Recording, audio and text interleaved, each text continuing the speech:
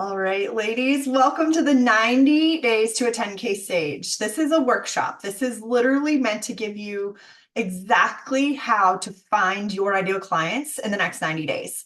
So just to give you a quick little background about me, my name is Mara. For lots of you who don't know me, I used to be in commercial insurance sales. That was my background. I was six-figure successful before I turned 30, and I was miserable. Burnt out, unfulfilled, miserable, hated being in an industry where people literally hate you. And insurance is that. Everybody hates buying it, everybody hates using it, everybody hates everything about it, right? And so my dad and all five of my brothers were all in insurance. So I followed in their footsteps and I proved that I could do it just like the boys. And then I was like, oh my gosh, just like so many of you, at some point you get to this stage where you're like, there just has to be a better way. Like there has to be a better way to make money and actually be happy for the next 30 years, right? I think a lot of us probably get to there. So I decided to burn it all down and walk away from my very successful corporate career, which was crazy, risky. Everyone around me thought I was nuts. But I did it anyway, because I had that little voice inside that just said, no, you're meant for something different. You're meant for something bigger. You're meant for something more. And so I decided to listen to that little voice. So I jumped into the online space. And at first I was in network marketing because I loved the idea about, collaborating with women and working together. And there was definitely an element of that. It really showed me that since I came from this like dog eat dog shark pit world of commercial insurance sales, I moved into this space where I went to conferences and things, and it renewed my feeling of, oh my gosh, there are other women out there like me in the world who are super ambitious and supportive and want to see each other win and are very smart and very capable and very competent, but they want to do this a different way. And so I was like, oh my gosh, that's me. But there was also restrictions and rules and all the things. And so that didn't ultimately end up being the right industry for me. But it's cool because every single step, just like anyone else's journey, it's like every step when you look back, you could see how it led to the next thing. And so I kept being told or asked by people around me in my life and in the online space, like, do you do coaching, business coaching? And I was like, no, not really.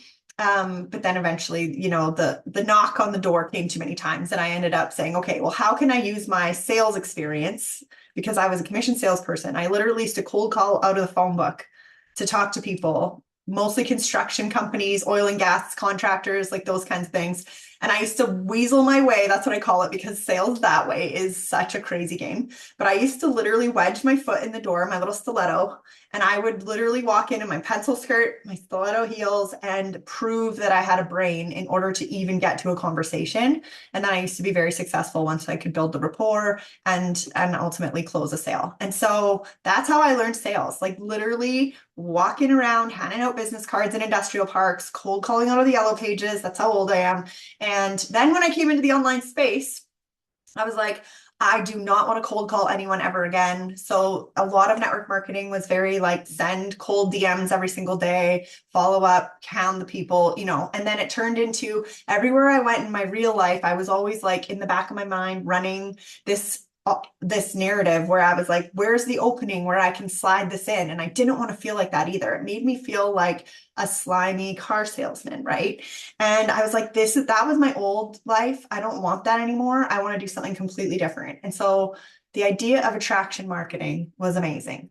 And I think a lot of us are attracted to that because it's like, if we post on social media, the right people can find us, and then we can sell our offers and serve our clients and make impact and income, and life will be wonderful, right? That's what we all are like, oh, this is going to be amazing. But then what happens is we post and we post and we post and we add more content that converts courses, and we add more strategy, and we add more this and more that. And then we're running all these different systems. We're running conversion events, workshops, masterclasses, challenges, literally what I would call blowing our brains out with effort with nothing to show for it, because posting on social just isn't enough. And so most of you here are here because social media is not happening fast enough in terms of growing your audience with the right fit people. So maybe you're the kind of person who's been posting consistently for years, or who posts really consistently and then you pull back because it feels like nothing's working. And then you ramp up and you post again. And then it kind of feels, it's like this deflating cycle that you're in all the time. And especially for women that are super confident, capable, smart people, it's like you start to question yourself. You start to question whether you're meant for this. You start to question whether your offers are even any good. And that's just not true. You are smart. Obviously you are amazing, or you wouldn't even be dipping your toe in the water of online business. You have something inside of you that is amazing and you need to get it out into the world. But what you've been doing just hasn't been getting you there fast enough, right? And so that's the whole premise of today, is how to build a 10K stage in 90 days.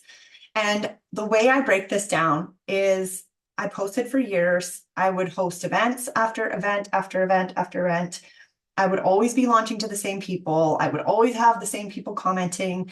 And it was really nice. Like, one of my brothers comments on all of my posts still to this day. He'll like every single reel I ever put out. Like, I always say, does Kimberly from high school, from grade 9, and your Aunt Shirley's best friend, like, it's very nice that they're supporting you, but they're never going to buy from you. So it doesn't matter if you're getting that kind of engagement. You want people who are actively looking for you, right?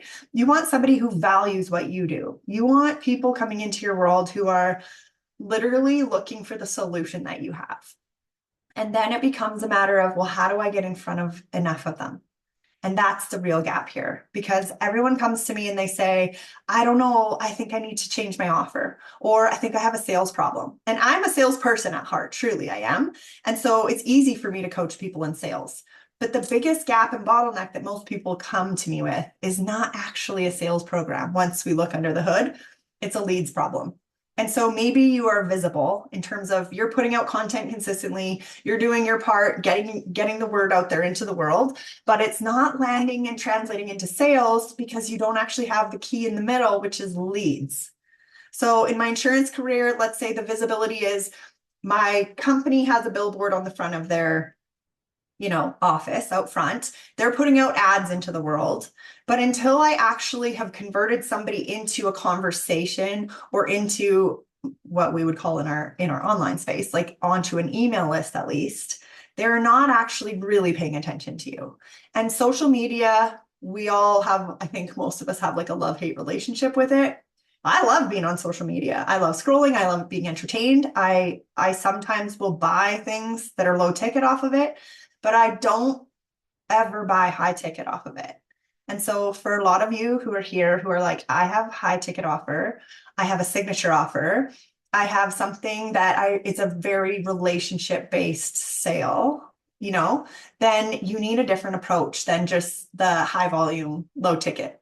It's a different beast. And so when you host collaborative events, which is what I'm going to teach you today, it will blow your mind, because you literally get to pull in people from other people's audiences and get in front of people who are actively looking for the solution that you have. And the way that you know that is because you literally create the topic, the theme, the title, the tagline. You invite the speakers yourself. It's like hosting a barbecue that's like Hawaiian theme night in your backyard. You are in control of that Hawaiian theme. You are going to attract people that are coming, that are interested in being in a Hawaiian theme night, right? So the same thing happens when you're hosting collaborative events. It's building your own platform, your own stage, so that you become visible and known and trusted. The authority that you build instantly by being in proximity to somebody who's referring their people to you is instant. And so it's such a cool way to build the lead gen piece of your business, which I think most people shy away from. Nobody wants to talk about leads. I've been told that forever. I came from corporate where it was very much, if you don't cold call and generate leads, you don't get a paycheck. And then I came to the online space and I was like, I don't want to cold call anybody. I'm just going to post online. So it's like I swung the pendulum too far the other way. And then I realized, no, I don't even have a list that I'm talking to. I don't know where my people are. And so if you're like, if I could just find the right people and get in front of them, I know that I can build relationships and sell out my offer, then this is for you specifically. So the thing I'm going to talk about today is how to host 2 collaborative events in 90 days. Hi, Juan. I'm just going to mute you. Oh, there you go.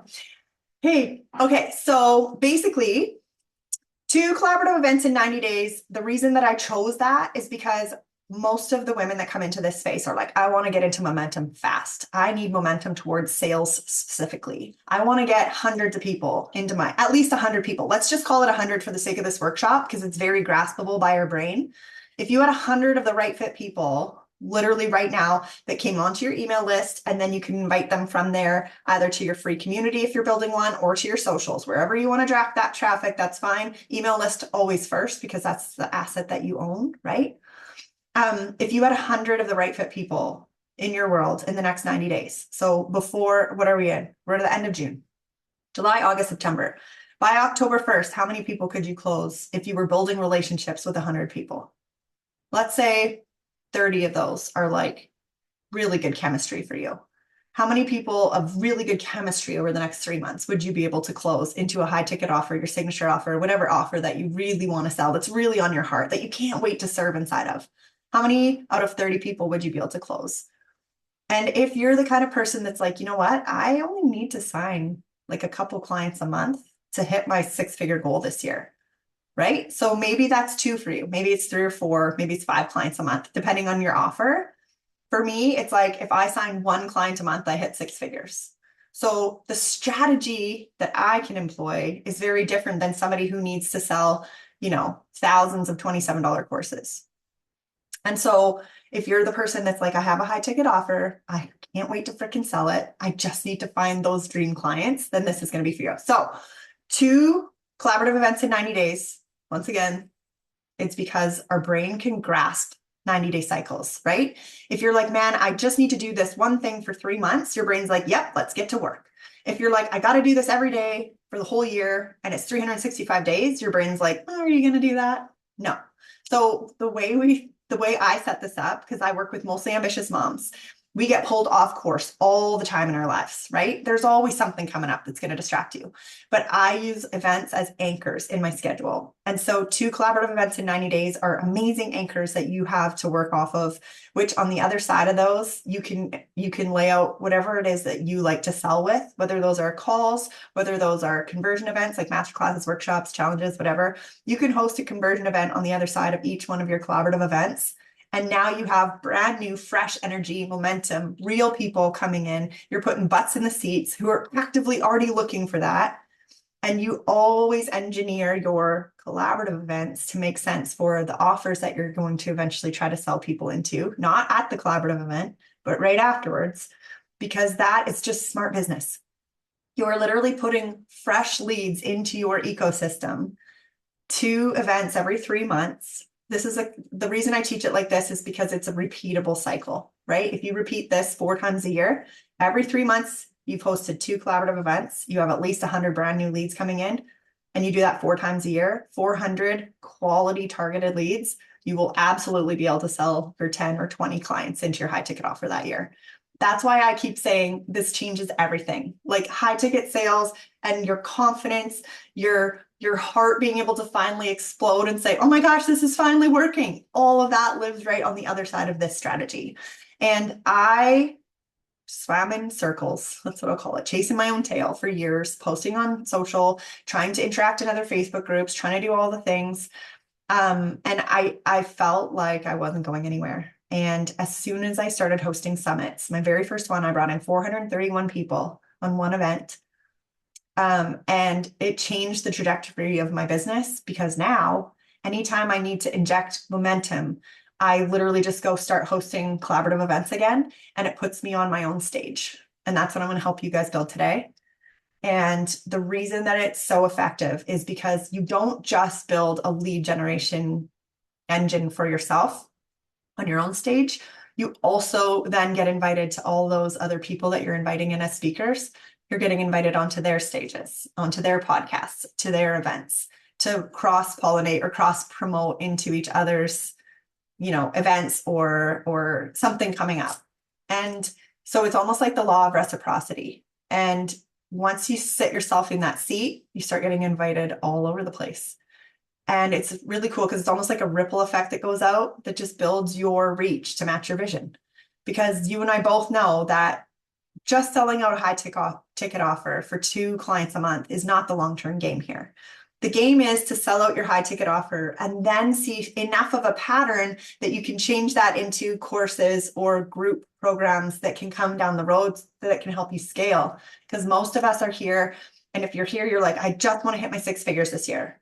And then you're like, but also I would like to scale eventually to multiple 6 and even 7 figures. And so when we start this little system that seems maybe small for a 3-month lead gen strategy, it actually compounds over time into something that grows with you, and it can literally help put you on the map. So that's why I call it building your own stage. Okay, so that's enough about that. If you have questions, please drop them in the chat as we go. If not, I'm going to keep rolling. And then at the end, I'm going to open it up for a Q&A because we're going to be able to map out your first 2 collaborative events for anyone that's here live. So let's dive in. Okay, so what I teach is a simple 6 speaker summit. That's what I call it. And a lot of women will come in and say, well, do I have to host a summit or can it be something different? And I'll say, it's your business. You can do whatever you want. I teach this as the basic framework. And I also say, go and host 2 in 90 days quickly, because that feels quick at the beginning. Because if you've got 2 under your belt, you've got your own template built. You've seen already, do I like to host it live? Do I like it pre-recorded? Do I want it to be a private podcast series or an interview panel or a summit? Or like, you can call it whatever you want. At the end of the day, you're bringing 6 speakers together. You're interviewing them. You're picking a topic that we're all going to cover, and you're creating a win-win-win for the audience that gets to listen to it, for the speakers that come and get visibility by being there in front of that audience, and for you for hosting it, because now you walk away with everyone who registers on your email list first, right? We already talked about that. It's the asset that you own. That's the thing that you build for real, because that's your asset for long-term growth and money. Okay, so 6 speakers is what we're doing. And eventually you can expand into 10, or if you accidentally get an extra couple of speakers for the first one, you add them. But this is the framework I teach because it's so easy, and it's also very doable for your brain on the first one to be like, yeah, I can find 6 speakers. So my whole system runs around a very simple, I'm going to write this down just because I think some people are visual. And I'm going to come back to kind of like the nitty gritty of the amount of people that you'll bring into your world. But this is my super sophisticated framework.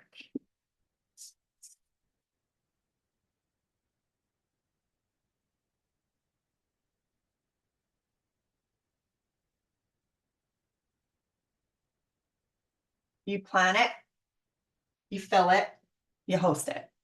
That's it. So in the planet stage, which is what we're doing today, we're going to plan out your first 2 events. You are going to figure out the title, the tagline, the target audience, and the dates on your calendar. So that's super important to anchor in right away. Call it a non-negotiable and just work towards it. Those are your anchors. Those are your, here's my stake in the sand. I am no longer willing to just float around not knowing where my next clients are coming from. I'm going to build my own 10K stage. I'm going to host 2 collaborative events in 90 days. And I'm going to watch everything change on the other side. Okay? Make that little promise to yourself right now. So this is like, what type of event am I going to host? We'll get into this in a second, but this is how it works. You plan the event. So now you're like, okay, I know exactly what I'm working towards now. Then you're going to fill it. So you're going to need first speakers, and then registrations and speakers. It's so important that you nail this part properly, because calling in the right speakers who are actively selling to the audience that you're trying to come in. So you're going to nail down your target audience in the planet phase. And then you're going to go actively look for speakers who are selling to that particular audience. Not 15 years ago had those people in their audience. Actively selling to them now, because a lot of people are very good at building an email list full of the right fit people for their offers.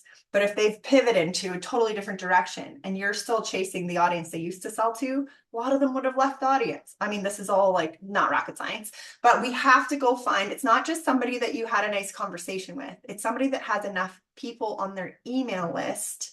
Very important that it's not the social following. Very big difference between the two. You're going to go find speakers who are actively selling to your target audience. It also helps to do that because then everybody who's a speaker that comes knows that that target audience is the one that they are also going to get the benefit of, right? part of the win-win-win. So you go find speakers, 6 speakers who are actively selling to that target audience, and you're going to go and ask them if they would like to come and be a part of this event. I have like a very specific way to reach out to these people to make it easier. And then you're also going to want to have things lined up like a speaker's agreement ready to go. I just use like a Google Doc for it, or a Google form, I mean. So they just go fill it out, upload their headshot, all those things. And then also like a link to book a quick connection call. It's only 15 minutes, but just have that ready. I use Calendly for mine. So that you can say, hey, if this interests you, let me know and I can send you more details. And then they say yes, you send them a little more, then you invite them to a call, because on that call, it's really, really important you get to know a little bit more about them. And also you get them to commit to the promo requirements. Huge, huge, huge little pieces of the puzzle that make such a big difference in the long run. But filling your event with your speakers first, then you build out all the landing pages, the automated email sequence, all the things that go out so that you can fill it with the registrants, right? And this becomes your email list moving forward. This is so, so, so important. This is key. Then, of course, you're going to host the thing. So you're going to invite people in. You're going to do an email sequence that, you know, says, here's where we're going live. Or if you're doing it pre-recorded, you're going to just line up all the interviews up to drip out. Sometimes we'll do them all in a day. Some of my people like to do them, my clients like to do them in 2 days. I usually drip mine out like 2 interviews per day over 3 days lately. I have done 31 speakers in 3 days on a live event, which it was a lot, and I forgot to schedule in pee breaks for myself. But the sky's the limit with how you want to run these events. I say start with a 6 speaker event first, because it just gives you a taste of how to put the whole thing together and how simple it can be, and then you can get fancy later. I always say get focused first, get fancy later, because we really need to learn the skill first of planning it out, filling it, hosting it. And then you can literally, as you get better at this process, especially after you've hosted your first 2, then you can get way more creative with, well, do I want to add, you know, an upsell, or do I want to add an offer on the end, or do I want to include different things? Do I want to go bigger? Do I want to have a live event if I already have pre-recorded, like all those different things. And so can you guys start to see how you plan it, you fill it, you host it? It's like, it seems super simple, but then you just have to go and like work your way through the checklist to go do it, because your ideal clients literally live inside of this strategy. 90% of my clients, my high ticket clients, have come through one of my summits first.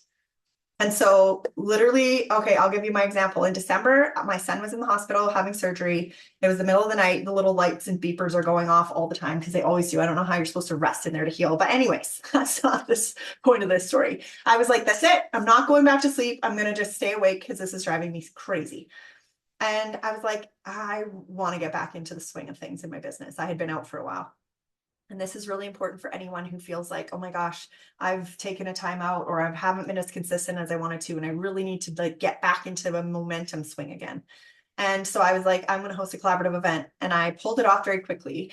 I did it in 2 weeks, which I don't recommend. I always recommend, if you're hosting your first event, to wait 6 weeks, because it does take a lot of time to find your speakers and get everything ready, and you don't want to be rushed. But I pulled one off in December. I hosted an event 2 days later.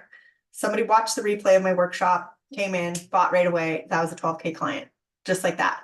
And I was like, oh my gosh, it's almost like printing money. And I don't mean to say that lightly, because this isn't easy. It's definitely, you have to do the work. You have to put yourself out there. You have to put your heart into it. You have to put your energy behind it, obviously.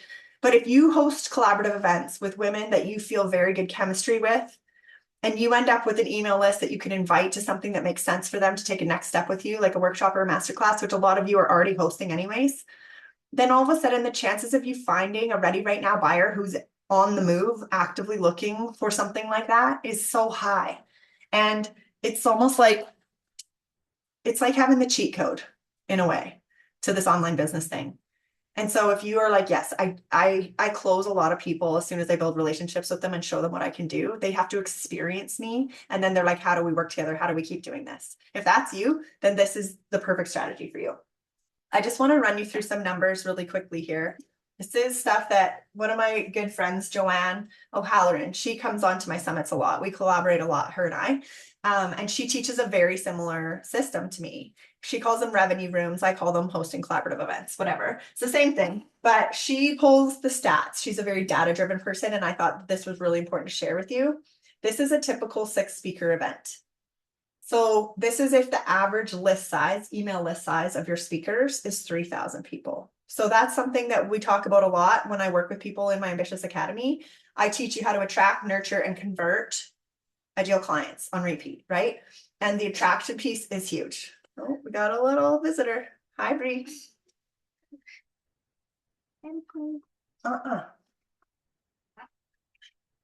This is Ambitious Mom Life, everyone. You got to go find Nana. I'm on a call. Say hello, ladies.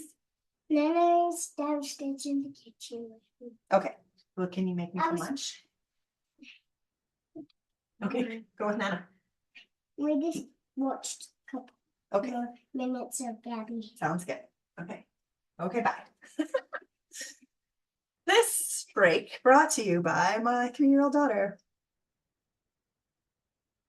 I used to apologize when my kids interrupted, and now I just don't, because kids are supposed to be part of our lives when we're ambitious moms. So it is what it is. Okay, back to it. So a 6-speaker event, this is going to give you the stats on what you can expect.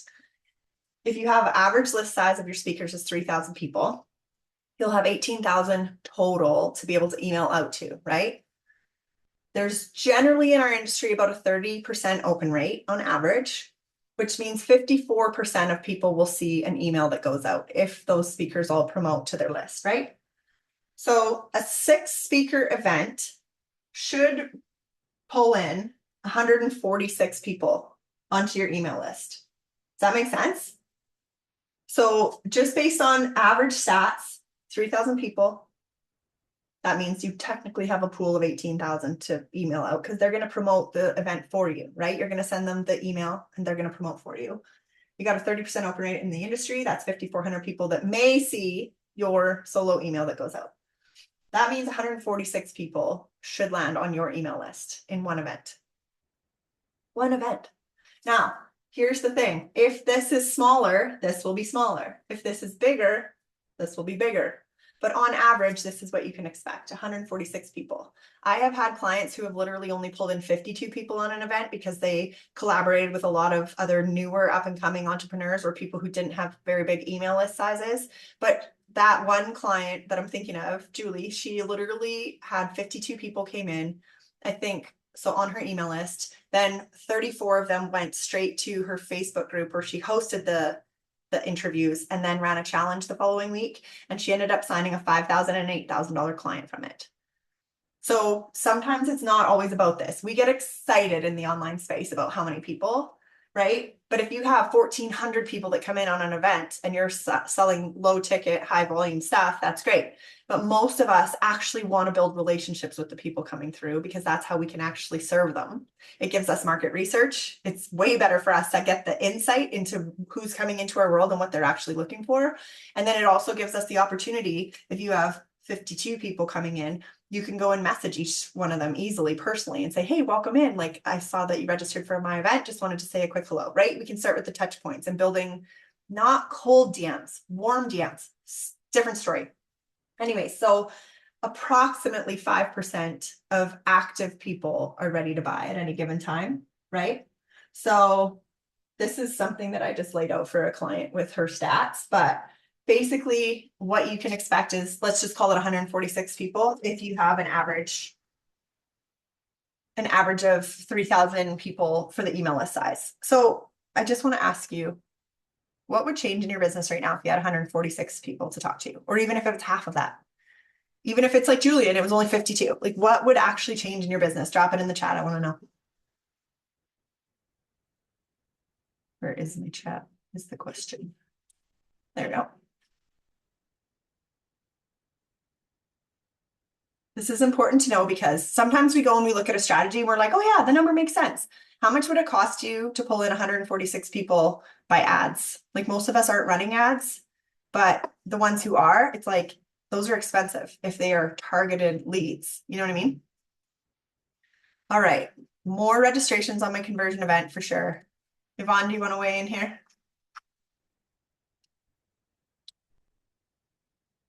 Okay, so if you had more conversion or more registrations on your conversion event, how many more people do you think you could close? Because do you feel kind of like, you can just nod your head if you want. Do you feel like you're launching to the same people over and over and over? Sometimes. And does it feel like you're doing so much work out in other people's Facebook groups or on your own in your own community or on your own socials just to try to pull like 10 people in to register for an event and only two show up and then you know what I mean? Yeah. Okay. So this is literally the reason why I stumbled onto this strategy in the first place. It was back in the day, it was taught to me by a very successful 8-figure entrepreneur who basically said she realized that in order for her to have success, she needed a list of buyers. And when she focused on building her email list, it ended up also opening all these other doors to her getting invited to other people's stages and these huge, huge stages eventually, and then eventually in-person stages as well. So it just kind of put that little idea in my head where I was like, oh my gosh, I was like a cold caller in my corporate career. And then I came to the online space and wanted nothing to do with that, but then forgot that I didn't really have a proper lead gen source in the middle. And so many women come to me and they're like, how do I actually find clients? And I'm like, you host collaborative events so that you can get in front of the right fit people for you and your offers. And then you invite them to take a next step with you. At the end of the day, sales is attract, nurture, convert. It's very simple. And then we repeat. So when I use events, this is part of the event strategy that I teach inside the Ambitious Academy, which is hosting collaborative events followed by conversion events. And then you host a collaborative event followed by a conversion event. And in the meantime, you also are able to start building relationships with the people who are raising their hands saying, yes, I'm very interested in this. This is exactly what my problem is. And the other piece of this, when I host collaborative events, most people will tell you on any type of event, only ask for their name and email. And I always say, no, ask for key pieces of information. It doesn't matter to me if I lose 10% of the registrations because somebody didn't want to answer 2 questions. I'm happy to lose those people. I want people who are coming in who are actively open to talking about what they're actually struggling with.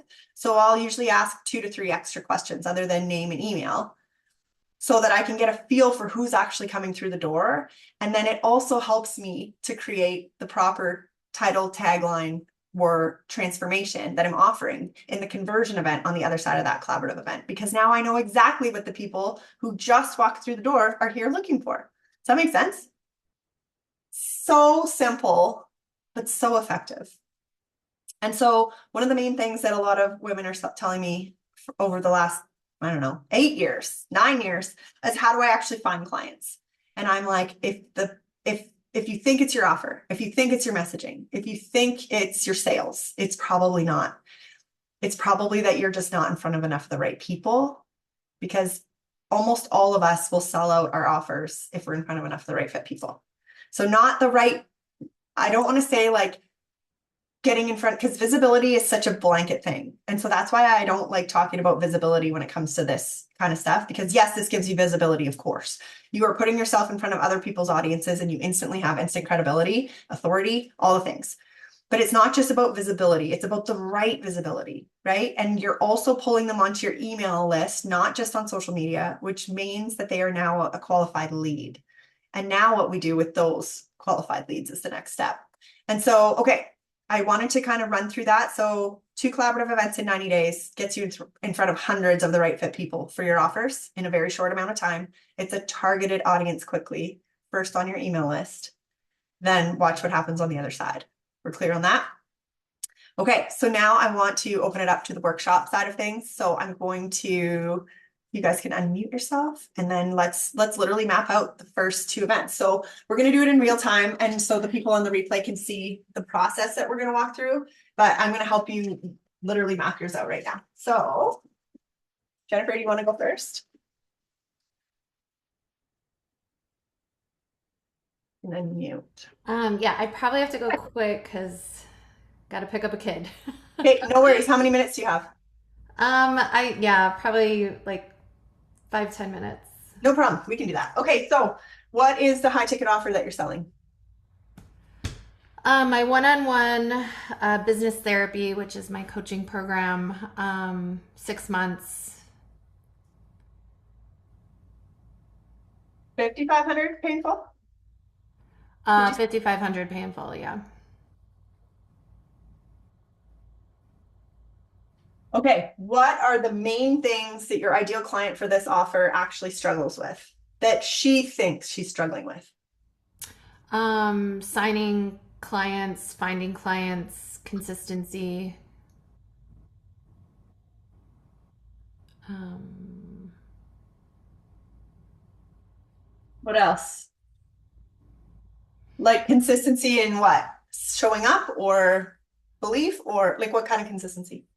um, yeah, consistent, just like showing up consistently. Um, Confidence.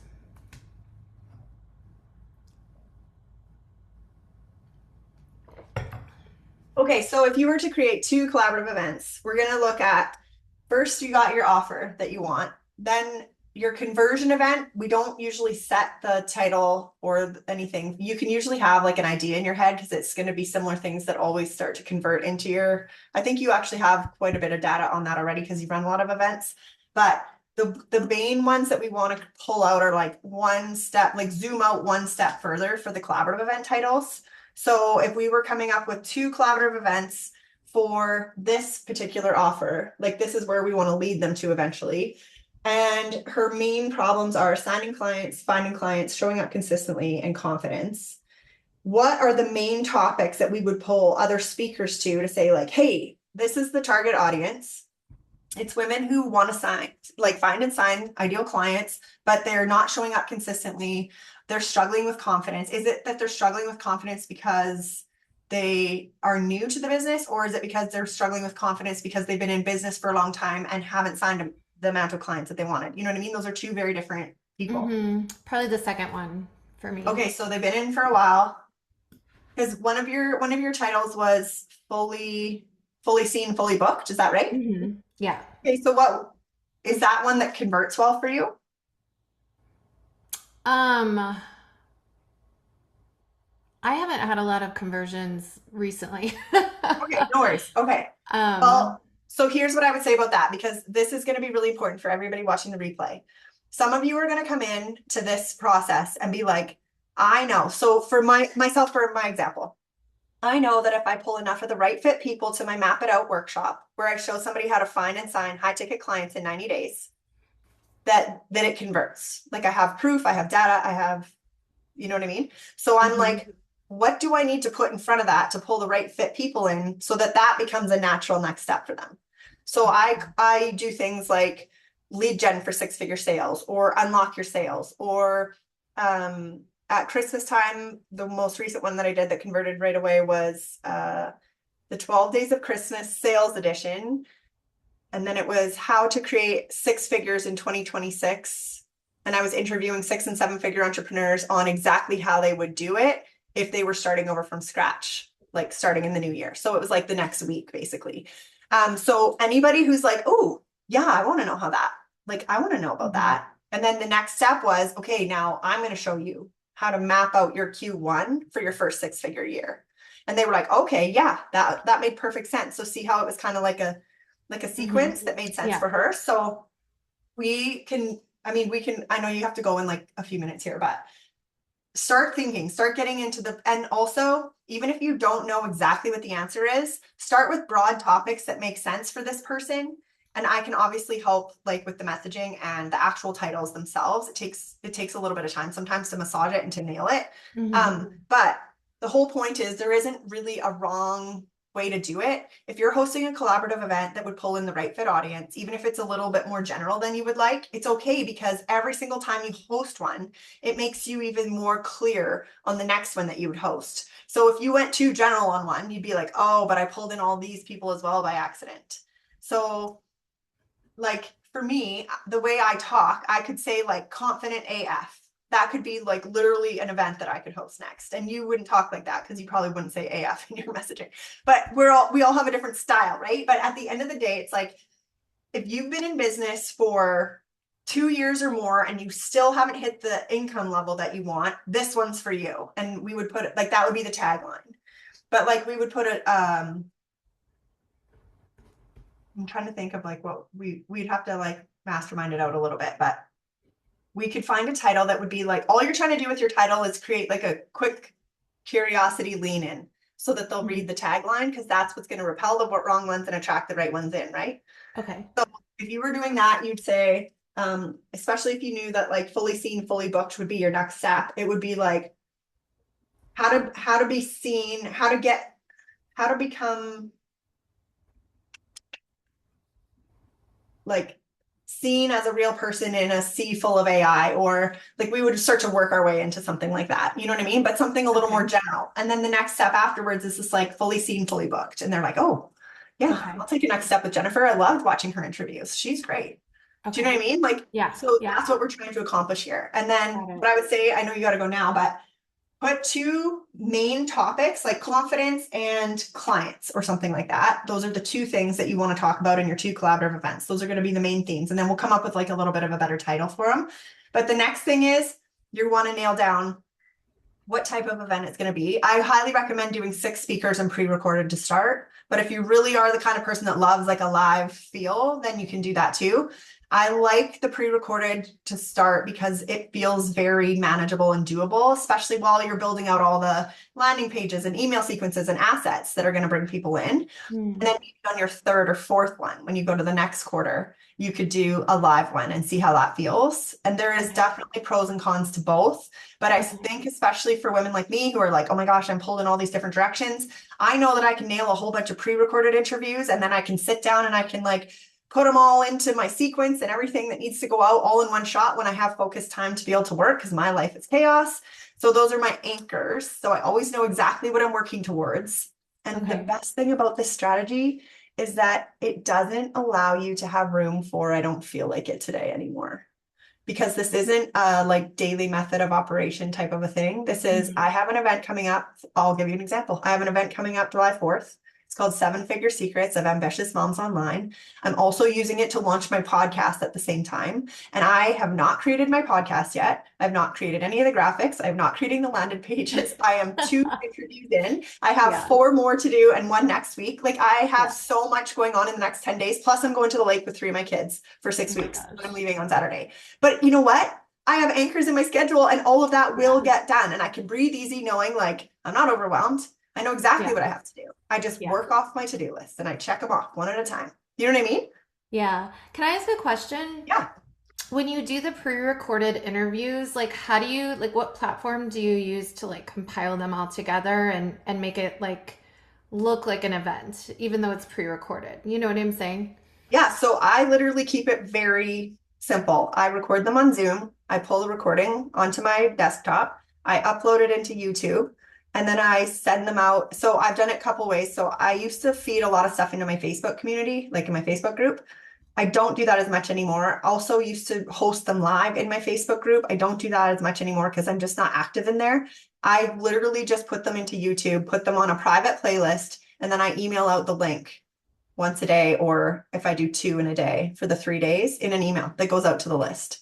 I don't overthink it. I don't overcomplicate it.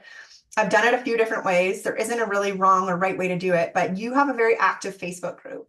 So if I was you, I would be tempted to do them either live into your Facebook group or to stream them as if they're running live from StreamYard or something like that into there. And then also have the replay going out. So you could have like an email that goes out that says, we're live, come and join us for this. And if you were doing like 6, like let's say 6 speakers over, let's say you did 2 live interviews over a 3-day period. You could have them back to back in a day, or you could have one at 11 in the morning and one at 2 in the afternoon, whatever works for your schedule and your people. And then I would literally be emailing out. So I'd have a pre-recorded, or everything would be preset. And then all you'd have to do is add the link as you go live. And then you'd send out the email at the same time to drive people, like to drive the traffic there. Okay. Does that make sense? I think so. Yeah. Yeah. And also when somebody registers for it, you would say, hey, these events are going to happen. These interviews are going to be live in my Facebook community. So definitely go and join here so that you get in on the action. And then people will come into your email list, which is the asset that you own first. And then you're instantly on your thank you page and in the first automated email, they're going to be directed to your Facebook group, and you're going to lose generally 30 to 50% of the registrations won't take the next step, but 50% of them will. Mm. And now you have those people that came in, you can ask additional questions as they come into your Facebook group. And now you have something to go out and DM them and say, hey, I just saw you registered for the event and that you're working on this. Welcome. I just wanted to send a personal note. I can't wait for the event. I hope you really enjoy it. Have a great week. Whatever is your style. And you personalize it a little bit based on their answers coming in, but it's just such an easy touch point because afterwards you can say, hey, I know you were saying that this is what you were working on. Did you get the answers you were looking for, or did you get a chance to watch the interviews yet? I thought this one might really help you based on this. Like touch point, Okay. touch point, touch point. And so then you're just building up a warm relationship. Okay. Amazing. Thank you so much. No problem. Bye. See you later. I'll send out the replay after, Jennifer, too. Okay, Yvonne, do you want me to help with do you have collaborative events? I don't know anything about your business, so if you want to jump in here and chat. Oh, you got to unmute. Okay, can I speak? Yeah. Okay, so thank you. I was invited by Jennifer Oh, cool. and I had to come and listen in. So my business is kind of different because when I listen to what you're offering, I feel like you're speaking more to the speakers and coaches, but mine is kind of different. What I do, I run a remote hiring agency in Africa. And what So kind of we agency? remote hiring agency, a recruitment agency. Okay. So yeah, I connect virtual assistants, social media managers with global businesses, coaches, consultants, and small businesses. So I was just listening in. I wanted to learn more about what you're offering and how I can try and replicate it in my business. Okay, so what kind of global companies are you selling to? So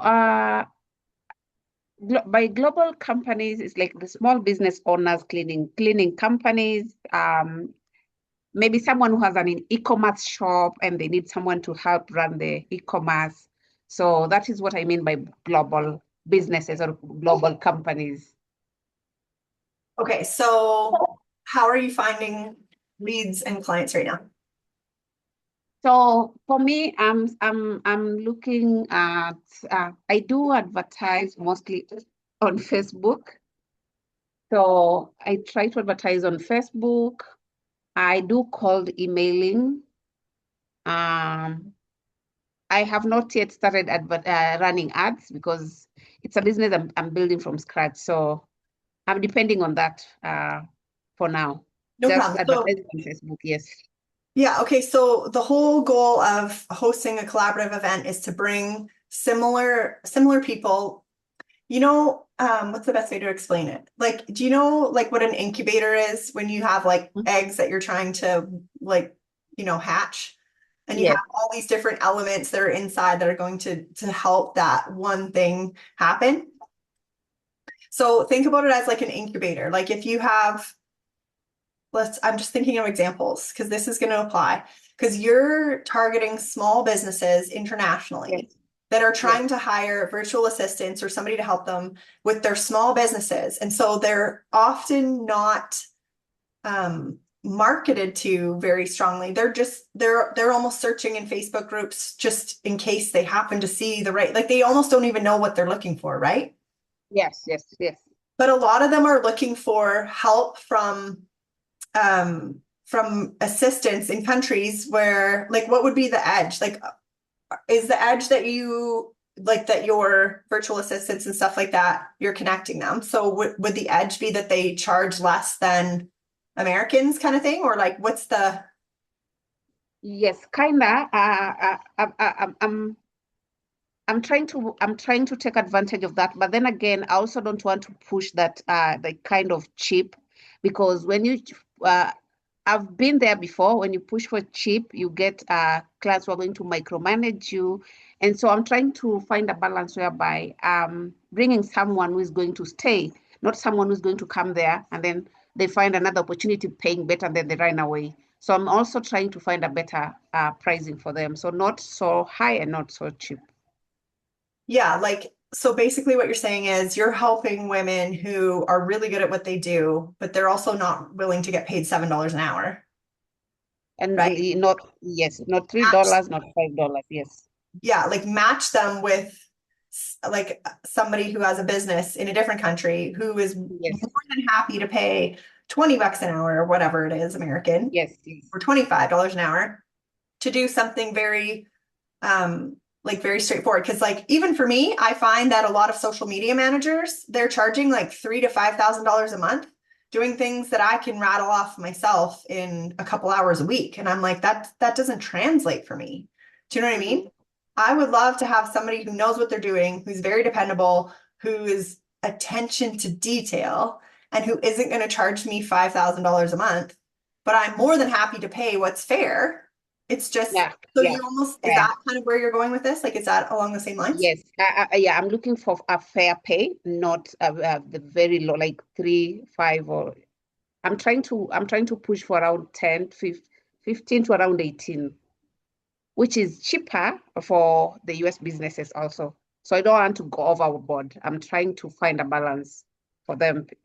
Yeah. So in terms of, well, okay, so tracking back to that's all just like messaging and positioning. So that's kind of a different conversation. But when it comes to hosting collaborative events, you would be collaborating with other business owners or connectors like you who are in the middle, or agency owners who are connecting um, small businesses with quality workmanship, let's call it, just for lack of a Yeah. better word. And so you have, if your virtual assistants and stuff are doing certain things, you can collaborate with other women who are also offering similar things. But also in this case, you would probably bring in complementary services that these same small business owners would want to hire for. So do you have kind of like a certain niche that your people are in, or So for now, it's virtual assistant and customer support. okay, so when you say virtual assistant though, that can be so vague, like it can be so wide open. So Is it by VA, I mean, like there's a client who wanted someone who has knowledge about Airtable. So when someone is specific, I go out and look for exactly what they want. So I try to customize according to the business. okay, gotcha. So you're basically like, hey, you tell me what you need and I will go find Yes. a person for you so that I can take that off your plate. And then how do you get paid in the middle for it? So because it's a full circle kind of thing, because we do the vetting, we do the sourcing, we do the matching, we do the background checks, and we also handle the payroll. So for them, it's just a flat rate. They pay a monthly retainer. How much is it? So it depends. Like if someone maybe says they want a VA for 1,200 USD, and that is like I had a client who wanted 2 hours a day, 2 hours a day. So that translates to 40 hours a week. So if such a client signs up, that is 10 by 4, yes. 2 hours by 5 days is 10 by 4 3 hours a weeks. month. Yeah, that's 40 hours a month. So that translates to when he pays $1,200. So for the VA is paid like $50, 50%, sorry, 50% of that. And then the other 50 is it's divided into a profit for the business and then the miscellaneous and also operational cost and everything. So I think it now translates to economies of scale. So when you get more, the business gets something. So it's about trying to expand the business so as to get more clients.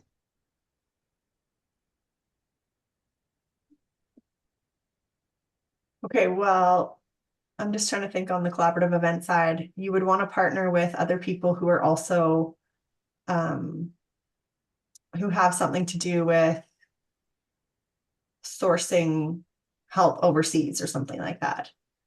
Mm-hmm, You mm-hmm. know what I mean? So maybe you could find like a social media management firm. You could find a personal assistant firm. You could find like, I think there's going to be a lot of overlap between, but I'm not sure because I'm just trying to think of what someone's, I mean, I think collaborative events work for any industry. I think they do. I think it's just a matter of figuring out, okay, who also is selling to those same people that you want to sell to, and then collaborating with them on some sort of a topic. Okay, I had someone, I think they have a digital agency, and we had a meeting with them. And for us, it was if maybe I have a client who need SEO services, I will refer them to the digital marketing. And then if they needed someone who needed a VA, they'll refer them to me. So I feel like that is also something that can work very well. Yep, for sure. I think hosting a little event where you come and you kind of showcase a little bit about who you are and how you help might work too. I think you just have to get really clear and defined on exactly who it is that you're helping and what it is, what's the problem that they're solving. Clarity of my messaging. Well, I think you need a clarity on your offer first, because messaging comes with as you talk to more people and you hear what the feedback that they're giving you is. Messaging is something that everyone says you have to start with good messaging, but messaging is something that evolves over time the more you talk to real people, if you ask me. That's true. And so if you have like a very clear, I help small business owners who have e-commerce sites or, whatever, digital marketing. When they're not big enough to hire their own team yet, I help connect them to the assistant, the VAs or the customer service representatives, whatever, that can help them with their business as they're growing to their first, whatever, 6 figures or something like that. You just have to kind of get really clear on exactly what it is that you're doing and who you're helping.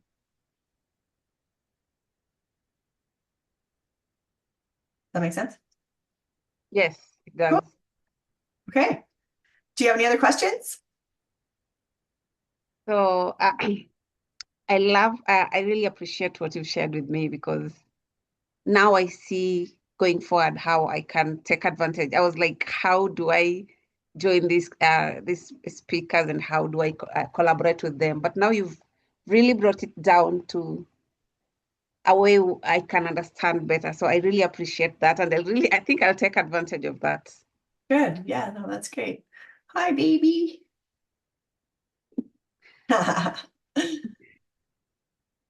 Okay, Yvonne, well, good luck, and I hope that you nail it. I hope you host a couple of events, and I hope that you start to sign some clients. Thank you so much. You're welcome. Have a great day. Okay. Bye. Bye.